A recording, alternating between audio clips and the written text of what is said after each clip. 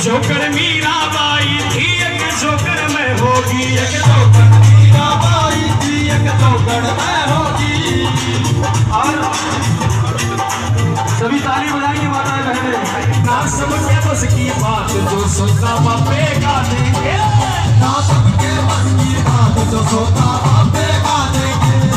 और चिमटे मीन पर सुर की गिल की शक्कर चढ़ा देंगे, चिमटे मीन पर सुर की गिल की शक्कर चढ़ा देंगे। ना सबके बस की बात जो सोता बापे गा देंगे, ना सबके बस की बात जो सोता बापे गा देंगे।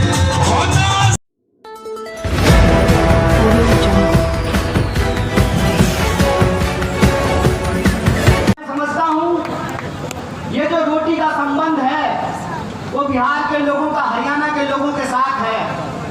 आप जो देश भर के लिए हरियाणा के मेहनती किसान चावल उगाते हैं, हम बिहार वाले उस चावल को बोते हैं, उस चावल को काटते हैं, उस चावल को बोरियों में भरते हैं। इसीलिए हमारा और आपका रिश्ता प्रेम का रिश्ता है, मेहनत का रिश्ता है, ईमानदारी का रिश्ता है, खून पसीने का रिश्ता है। और इसी खून पसीने के रिश्ते के दम पे कुछ बात मैं आपके सामने करने के लिए आया हूँ। हालांकि मेरा मानना है कि जींद के लोगों को राजनीति कहने की जरूरत नहीं है, क्योंकि हरियाणा में, उत्तर भारत में देश की राजनीति अगर बदलती है कहीं तो उसकी शुरुआत जींद से होती है, उसकी आगाज जींद से होती है। और जब हम दिल्ली से आ रहे थे तो आते हुए ही हमको इस देश के प्रधानमंत्री की बेईमानी की निशानी देखने को मिली। और वो बेईमानी की निशानी क्या है? तो टीकरी बॉर्डर पर बहादुरगढ़ के पास आज भी किसान आंदोलन का वो क्रांतिकारी इतिहास, उसके चिन्ह वहां पे मौजूद हैं कि किस तरीके से इस सरकार ने इस देश के किसानों के साथ बेईमानी की थी। एक बार फिर से आप जानते हैं कि हरियाणा प्रदेश है खिलाड़ियों का। हरियाणा वो प्रदेश है जहां सबसे ज्यादा पदक जीत करके देश के लिए अगर कोई लाते हैं तो वो हरियाणा के छोरे और छोरियां, ये बात हम सब जानते हैं। अगर आप इस देश की फौज को उठा करके देख लें तो सबसे ज्यादा बेल्ट की नौकरी करने वाले नौजवान अगर कहीं पैदा होते हैं तो हरियाणा में पैदा होते हैं। लेकिन अगर आप आज हरियाणा की स्थिति देखें तो इस बेईमान भाजपा सरकार ने हरियाणा को एक जगह और एक नंबर कर दिया है। और वो जगह, जब हम बेरोजगारी की बात करते हैं तो आज हरियाणा बेरोजगारी में भी नंबर 1 हो गया है। ये तो हरियाणा के अंदर हालात पैदा हुए हैं, उसके बारे में अगर कहीं से क्रांतिकारी शुरुआत हो सकती है तो वो धरती जींद है। इसीलिए मैं धरती के तमाम माताओं, बहनों, किसान मजदूर भाइयों और नौजवान साथियों से कहता हूँ कि इस ऐतिहासिक शुरुआत को आपको करना पड़ेगा। और आपको ये समझना होगा कि आज हम किस परिस्थिति में जाकर के खड़े हैं। आप से आ रहा था रोहतक के पास, मुझे जींद की तरफ मुड़ना था तो एक दीवार पे लिखा हुआ था, फिर एक बार मोदी सरकार। मैंने अपने दोस्त को कहा, भाई गाड़ी रोक, मार्कर से इसके बगल में लिख देता हूँ, यहाँ लिखा हुआ है फिर एक बार मोदी सरकार। पहले 15 लाख ला, फिर तेरी सरकार आने की बात होगी। पहले तू हर साल रोजगार में 1 नंबर हरियाणा को बना, फिर तेरी जो है सरकार आने की बात होगी।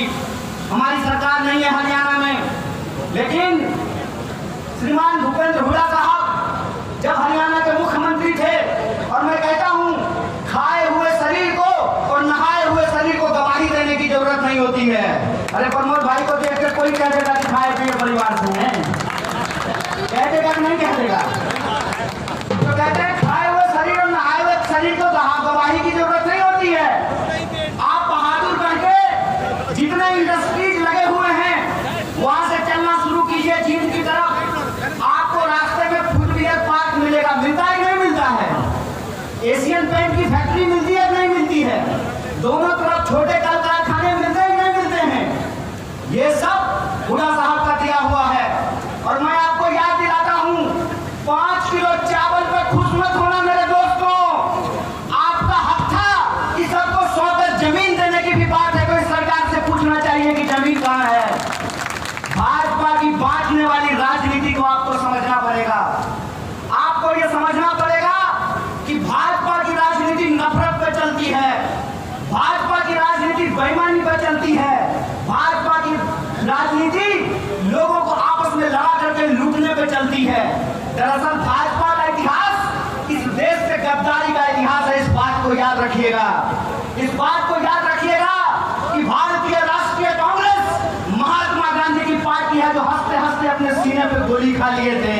और भाजपा का इतिहास नाथूराम गोडसे का इतिहास है। इस बात को याद रखिएगा।